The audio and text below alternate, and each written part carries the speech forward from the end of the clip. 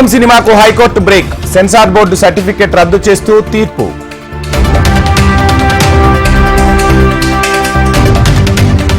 ప్రజాపాలనకు విశేష స్పందన. తొలి రోజు 7,46,414 దరఖాస్తులు.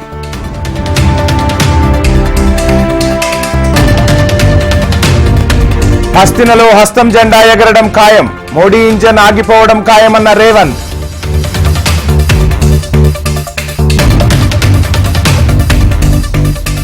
పార్టీలోకి వస్తేనే ఇల్లిస్తామని బెదిరించే ప్రభుత్వం కాదు, 6 గ్యారంటీలు అమలు చేసి తీరుతామన్న బట్టి.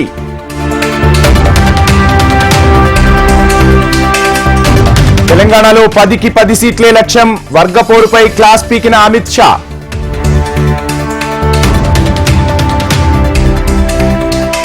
ఇవాళ మేడిగడ్డకు మంత్రుల బృందం. కాళేశ్వరం ప్రాజెక్టుపై సమీక్ష.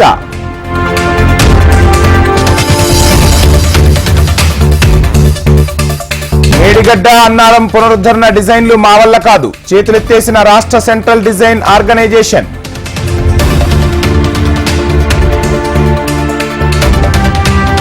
తెలంగాణలో ఫిబ్రవరి 28 నుంచి ఇంటర్ పరీక్షలు. షెడ్యూల్ విడుదల చేసిన ఇంటర్మీడియట్ బోర్డు.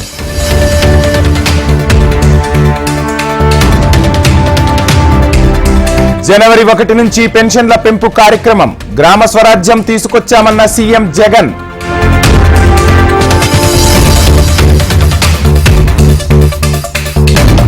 ఆంధ్రప్రదేశ్లో వైసీపీకి బలమైన నాయకత్వం ఉంది. పార్టీకి వ్యతిరేకంగా పనిచేసిన సిట్టింగ్ ఎమ్మెల్యేలను సస్పెండ్ చేశామన్న అమర్నాథ్.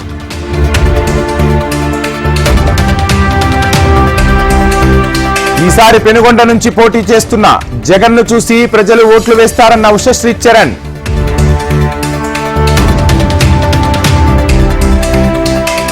ఒంగోలు నుంచే పోటీ చేస్తా, ఎక్కడ ఎవరు పోటీ చేస్తారనేది జగన్ ఫైనల్ చేస్తారన్న బాలినేని.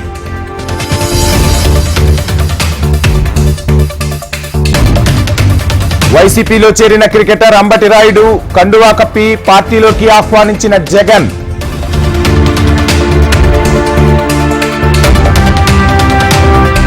రైతు కుటుంబంలో పుట్టి ఐటీని ప్రోత్సహించా, విజన్ 2020 అంటే హేళన చేశారన్న చంద్రబాబు.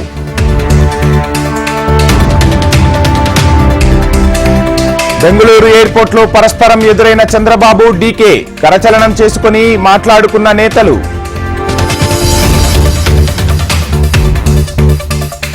ఎనభై 85% హామీలు ఎగ్గొట్టారు, జగన్వన్నీ అబద్దాలేనన్న అచ్చెన్న.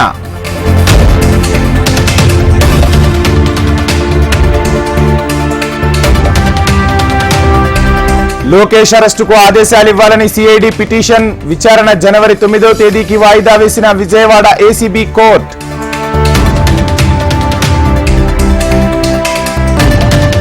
జగన్ ప్రభుత్వం స్టిక్కర్ పాలన చేస్తోంది, చివరికి దేవుణ్ణి కూడా వదలడం లేదన్న పురంధేశ్వరి.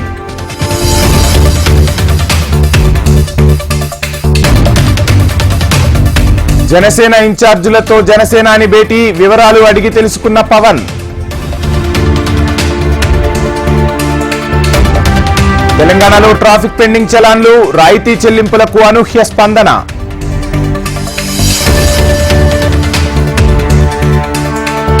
రేపు అయోధ్యలో ప్రధాని పర్యటన. విమానాశ్రయం ప్రారంభం, అభివృద్ధి పనులకు శంకుస్థాపన.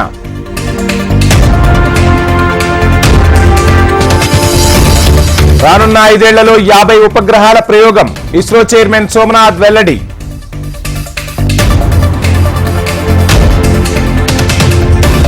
మరింత విస్తరిస్తున్న JN1 సబ్ వేరియంట్. ఒక్క కేరళలోనే 78 కేసులు. చెలరేగిన సౌత్ ఆఫ్రికా ప్లేయర్లు. తొలి టెస్టులో టీమిండియా పరాజయం.